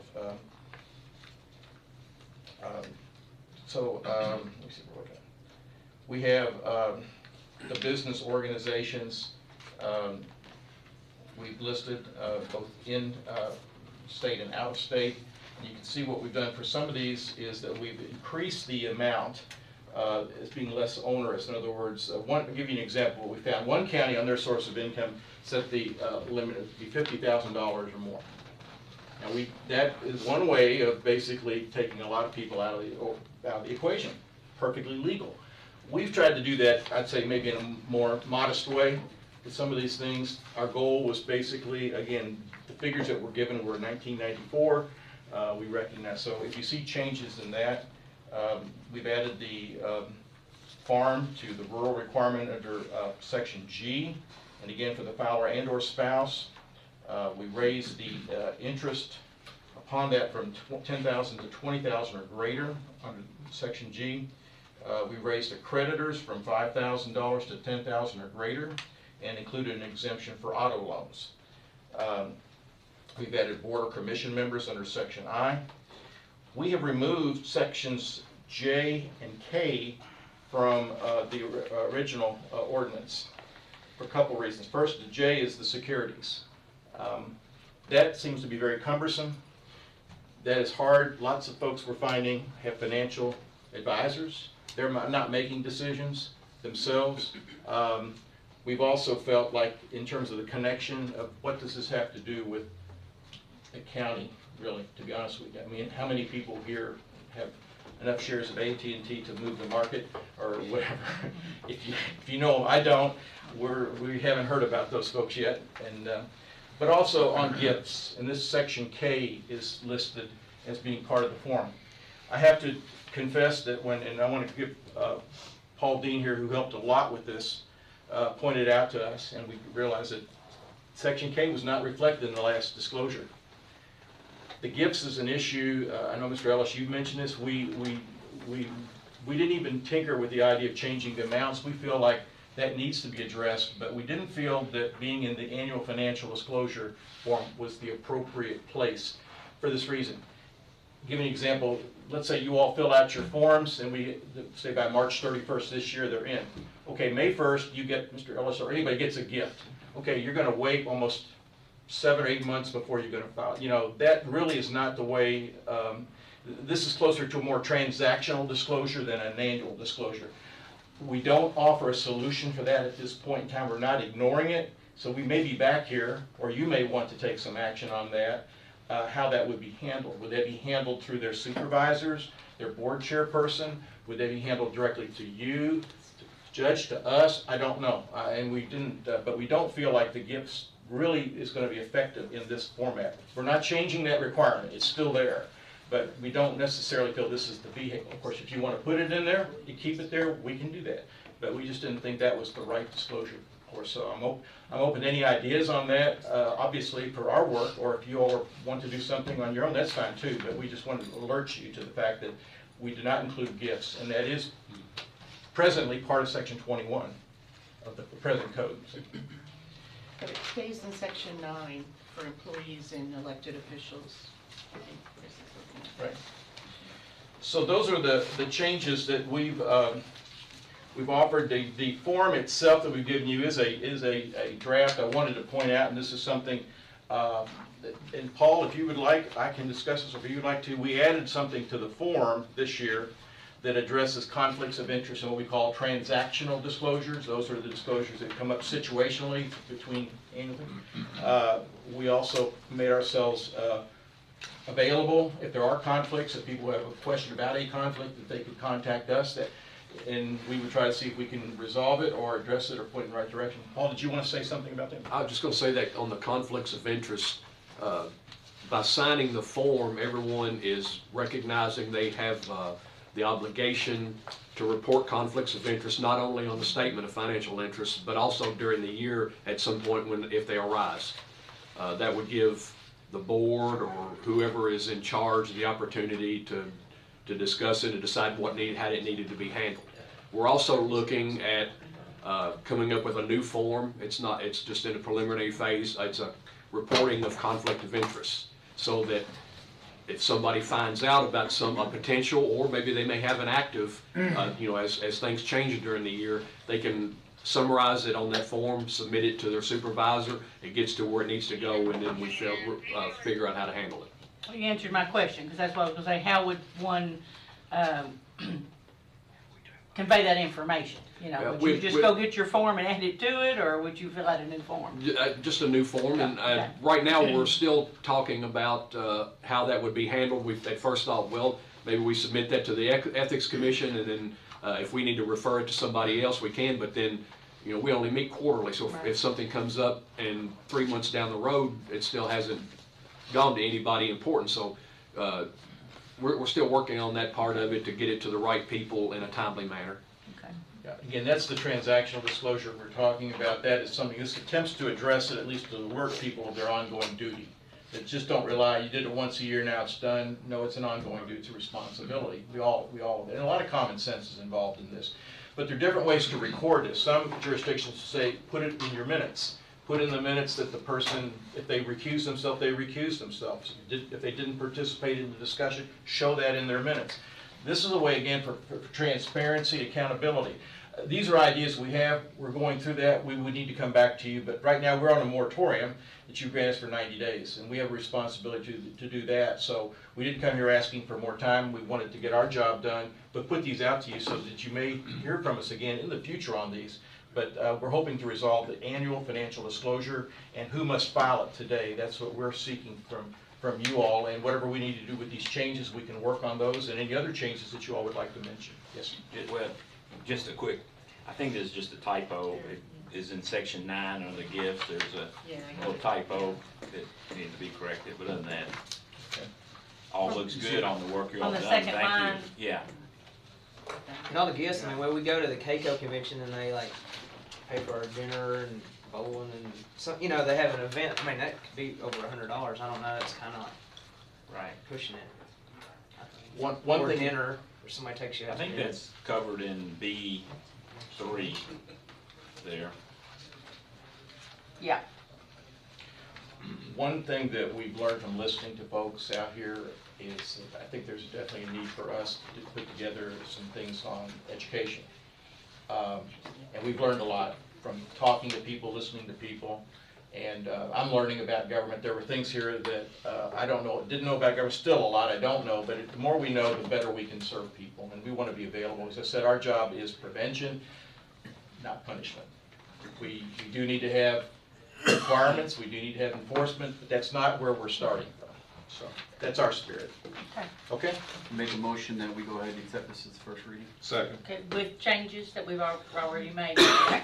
I have a motion by Magistrate Cullen, a second by Magistrate Ellis. Is there any discussion on the motion? Okay, seeing none, this will be the first reading of Ordinance 280.3, and ordinance amending the Code of Ethics for county officials and employees in Boyle County, Kentucky. Is that all I'm required to read? Yep. Mr. Herron? Yes. All those in favor of the motion signify by saying aye. Aye. Any opposed, nay. Motion carries. Joe, thank you, and the Ethics Committee for all your hard work. Thank you all. Tom and I intern over at the county attorney's office, so we've got our legal backgrounds. So that's a Holiday Inn last. Holiday Inn Express.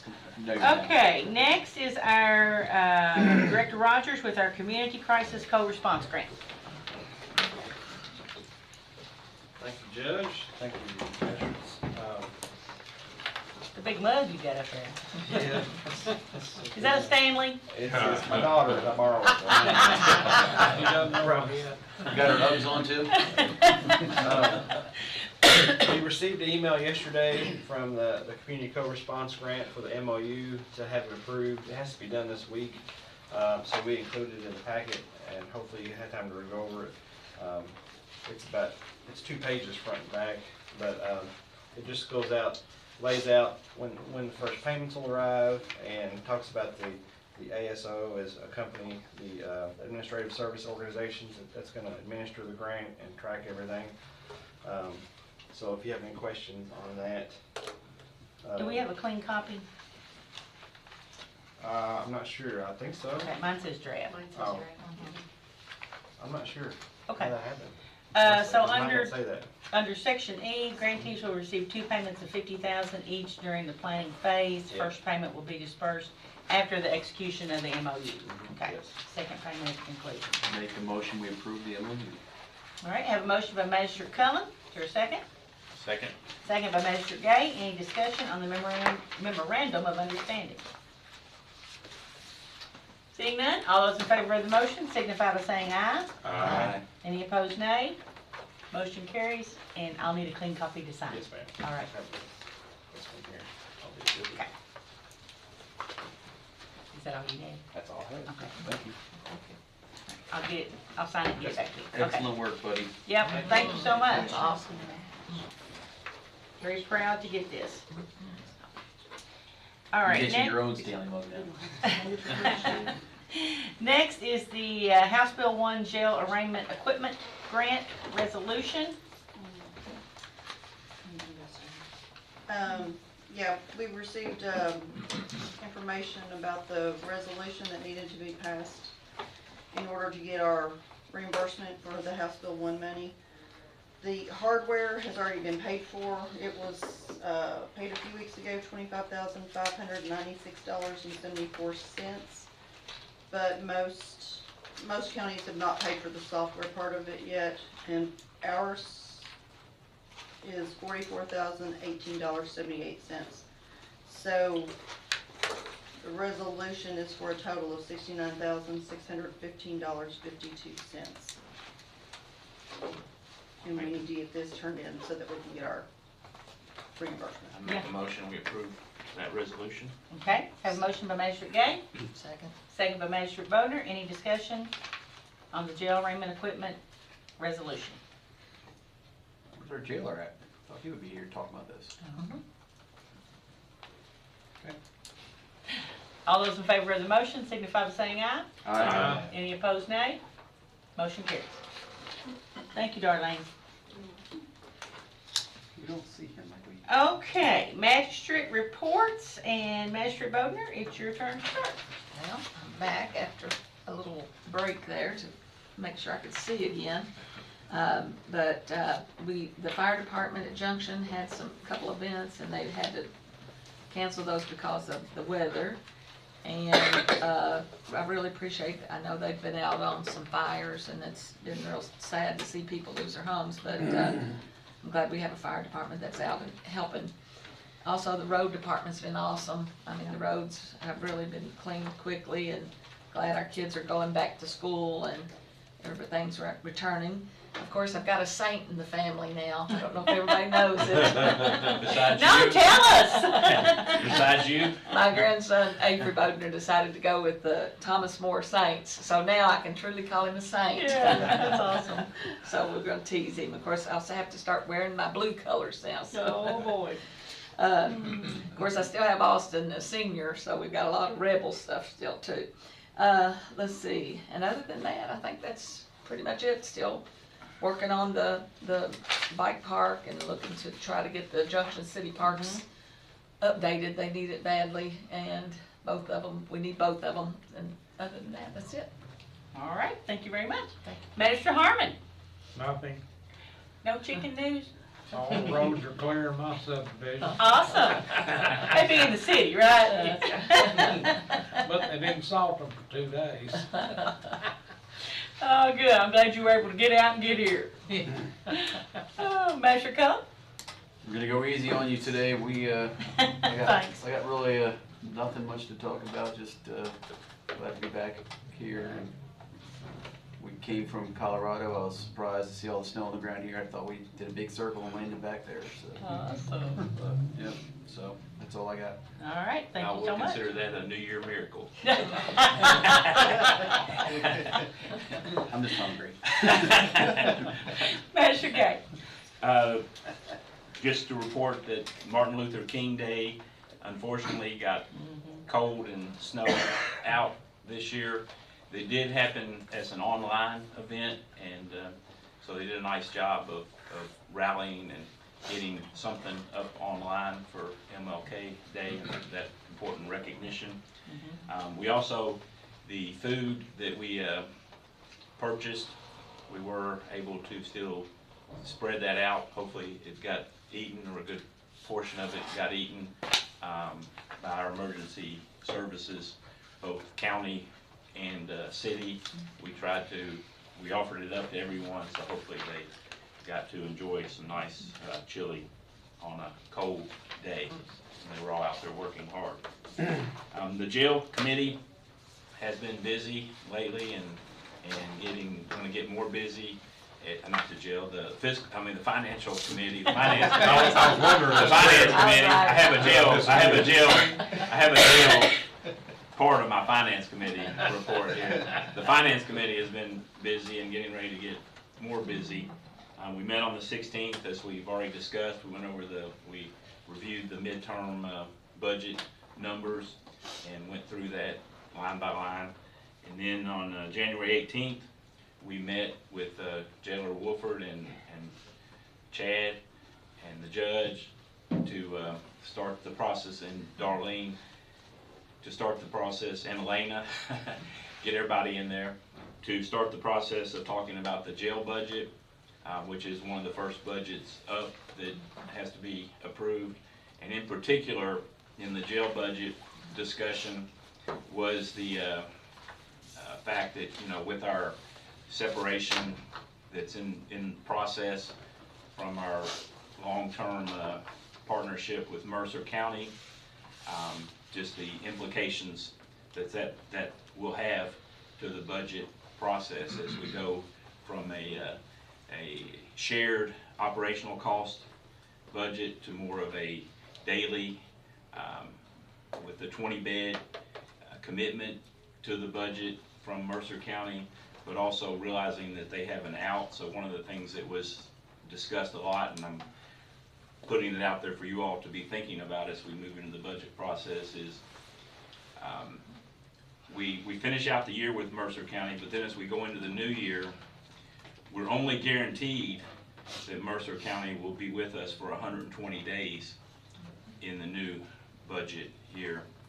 And so I think we do have to plan and budget accordingly, expecting them to possibly not be with us after 120 days. So those are the knowns and unknowns, and there will be some adjusting during this year to a new normal within the jail budgeting process. So those are just some of the things that were talked about and discussed in that meeting the other day, and all were on board. But we reviewed the personnel budget and those type of things, and the jailer did report that our new insurance plan, which is one of the things we had hoped it would do, has done a nice job in helping to retain and attract jail employees as part of our overall benefit package. So that was good to hear from their perspective as well.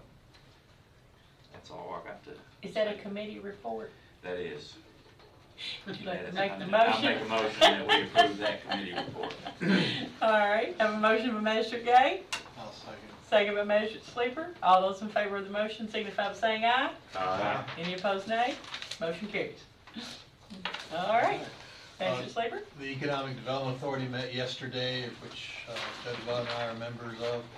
And if you recall from previous discussions, we were looking at an 83-acre property, and the EDA voted to move ahead with the purchase agreement on that property for industrial development. And when the seller, Norfolk Southern Railroad, signs the agreement, we'll proceed with a survey, phase 1 environmental study, and due diligence inspections. So, report on our warming center. The warming center was set up and remained in operation from Sunday, January 14th through Monday, January 22nd. And we were blessed to have volunteers cover all the shifts we had more than enough food that was donated, and we had 10 overnight guests, with some staying for the duration, and there were additional guests who would come in and get warm for a few hours, maybe get something to eat, and then go back out. And I'd like to thank Centenary Methodist Church for stepping up and providing the facility, our emergency management director, Brian Coel, and Gary Chedister from the community for their leadership, and then Debbie Thurnell for coordinating the volunteers. She did a tremendous job of setting up a volunteer registration system and providing the volunteers.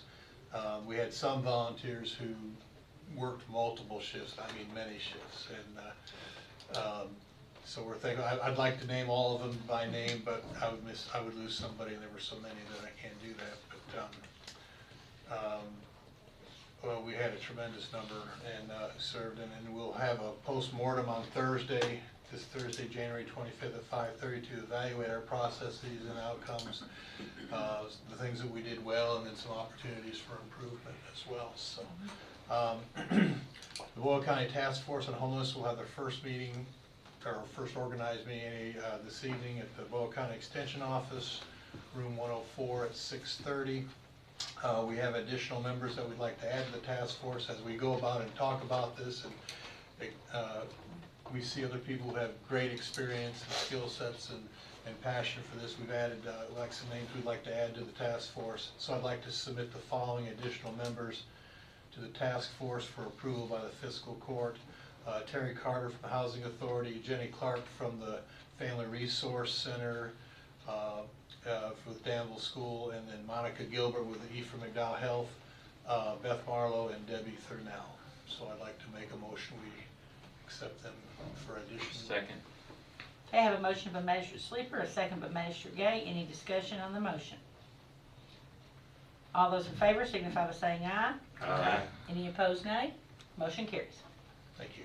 That's All right, thank you. What time did you say that meeting was tonight? 6:30. Tonight at 6:30. 6:30, okay. All right, Magistrate Ellis. Thank you, Judge. I would like to not only echo Magistrate Sleeper's comments, but commend him for being at the head of the spear on that project, along with Gary Chedister, Brian Colwell.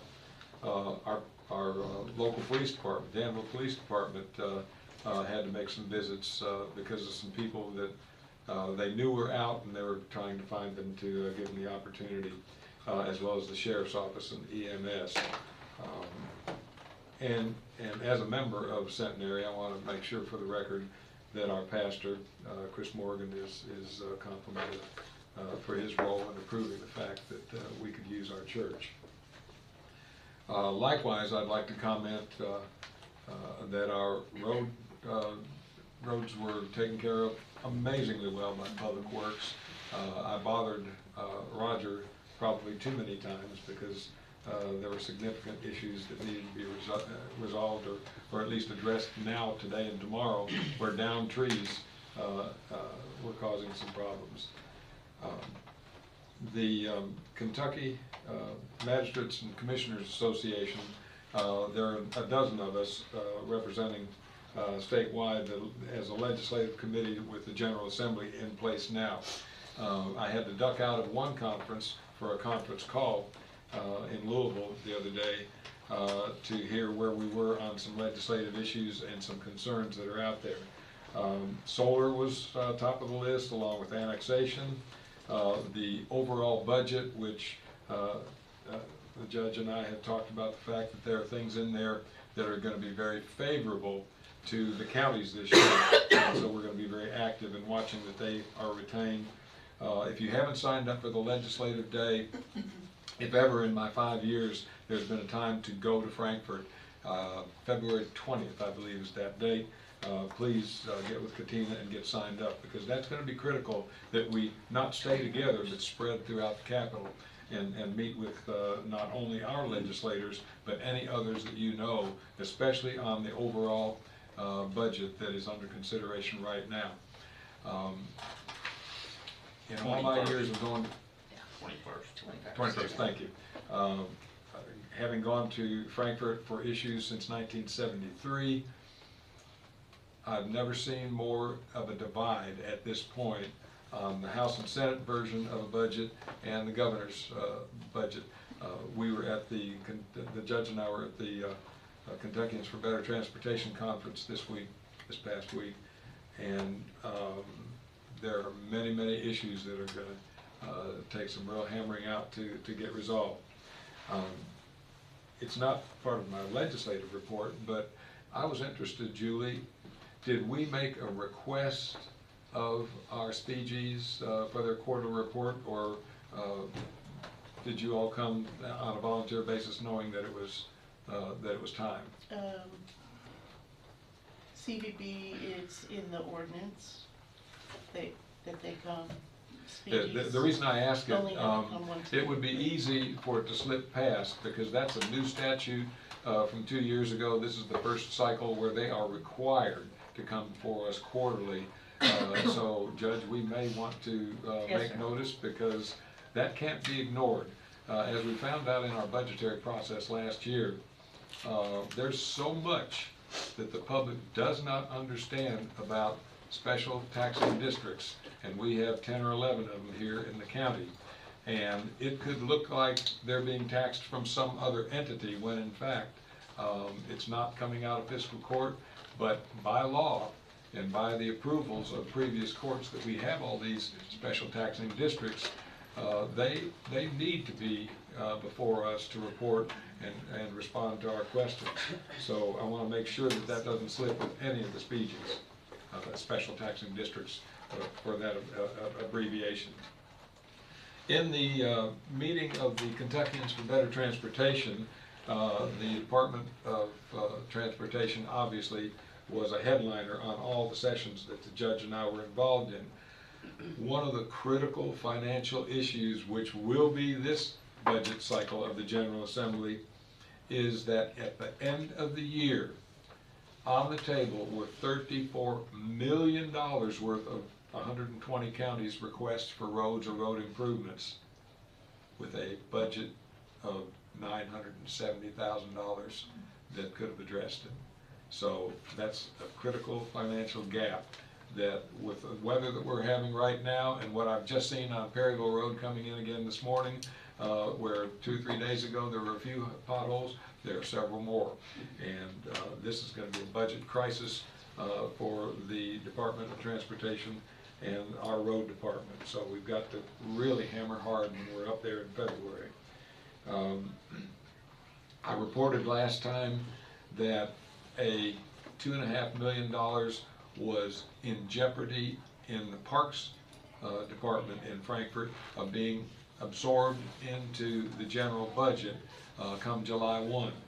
Thanks to the physician who bought the Crawford House and others who've met, that situation has now been resolved with the governor's approval, that will not take place. So those dollars will still be available, again, to all the parks across the state, but certainly we're going to be making an appeal for a fair share for our county.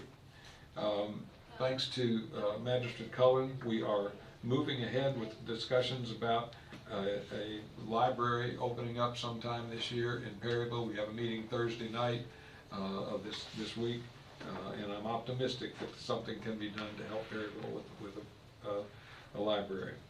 The cell tower will begin to be constructed in Perryville this spring. All the paperwork has been put in place, so we're good there. Thanks to Chris Herron, our attorney, we're moving ahead with a final draft of the solar energy and other energies ordinance that we'll be acting on. Counselor, any comment on that? Can you repeat that, please? On our energy policy and energy ordinance.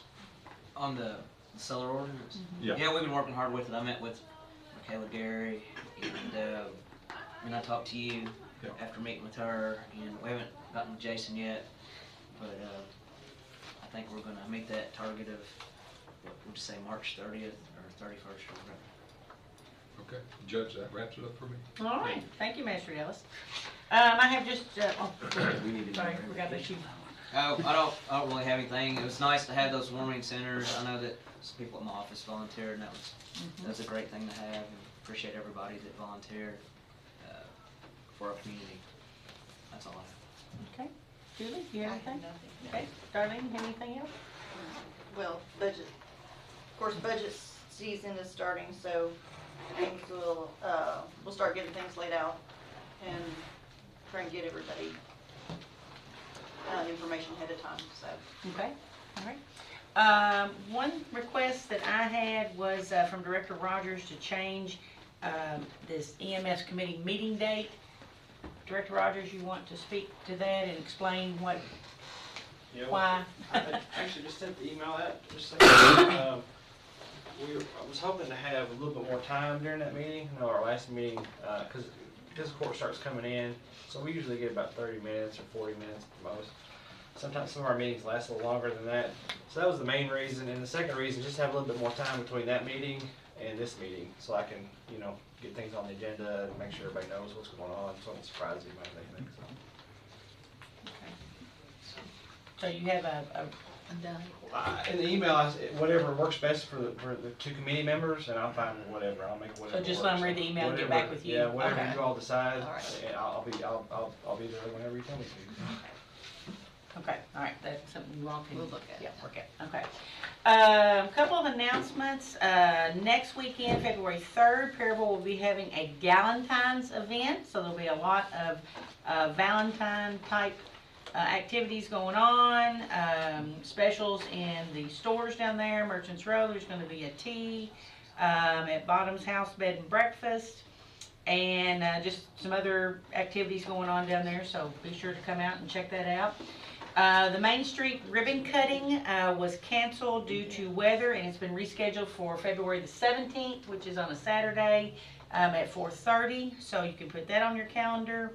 As Magistrate Ellis said, we attended the Kentuckians for Better Transportation Conference, and while I was there, I went to a CASERS meeting, which is Kentucky Association of Engineers and Road Supervisors, and learned that we are one of 5 counties in a pilot project for road safety plans. So there's going to be more information forthcoming from that. Representative's going to come and meet with me and Roger Johnson, Director Johnson, and tell us what what it is, but I wasn't even aware of that, so I was kind of excited to find out that we're a pilot county for Judge, that. on that point, that should help us in our arguments in favor of Highway 52. Sure, It really, yeah. really should. And- Yeah, that's why I was excited to hear about that. Yeah. Yeah. So that stuff means like what they did at Stanford Road at 150. Those are kind of the things they're trying to implement. Yeah. A couple roundabouts wouldn't be bad either. So. They talked about roundabouts, yeah. There was supposed to be a roundabout there at Lexington Road and 34 at some point, but for some reason got put into a traffic nightmare, signal nightmare. Okay. And then I would like to ask that the court today adjourn in the memory of David Poodle Reynolds. He was a parable icon and well-known for being an auctioneer and co-owner of Hellman Reynolds that he owned with Bruce Helm until they dissolved the partnership. But his funeral was yesterday, so I'd just like to ask that we adjourn in memory of him. One more. I know previously, we granted an easement, or you all voted on an easement for the next door building for the walkway, and, it's come to my attention, I guess the seller's asking about the window wells. I mean, I don't know that you grant an easement for that. I mean, I think that we had a long. Excuse me, did you mean the buyer? Seller. You said the seller. There's no buyer The right agent, now. excuse me. Oh, The okay. agent of the seller has reached out to us about the window wells. And there's like these little boxes that are going all the way down. I mean, I think prior to even us granting an easement, we had like a long-standing understanding, like which was in our books, that said they could have that. But now, we're putting that in. I thought we put that on record. hold since there wasn't a seller. I mean, there wasn't a buyer right now that we thought we didn't need to keep That's the moving first on. I've heard that. They're That's still the at. first I've heard there wasn't a buyer. They're so. still asking for that, so, I mean, I think that we can say we're not gonna disturb the window wells, but I don't know that you do an easement. So is that deal dissolved? I don't believe there's a buyer right now. Okay. I think there was another issue Okay, that caused it. So if that's the case, I don't think we need to proceed at all okay. on an easement until there's actually a buyer. I mean, Julia just received George emailed us a couple text weeks just a ago. second ago. Well, he's I just just got one, emailed. like right now. Yeah. Yeah, let's cross this bridge when we get to it. Okay. How about that? Thank you. Okay, that's awesome. All right, then I will ask for a motion to adjourn. So moved. I Second. have a motion by Magistrate Gay, second by Magistrate Cullen, and we'll be adjourning in memory of David Poodle Reynolds today. All in favor, signify by saying aye. Aye. Any opposed, nay? Motion carries. We're adjourned. Thank you. All the instructions. Yeah.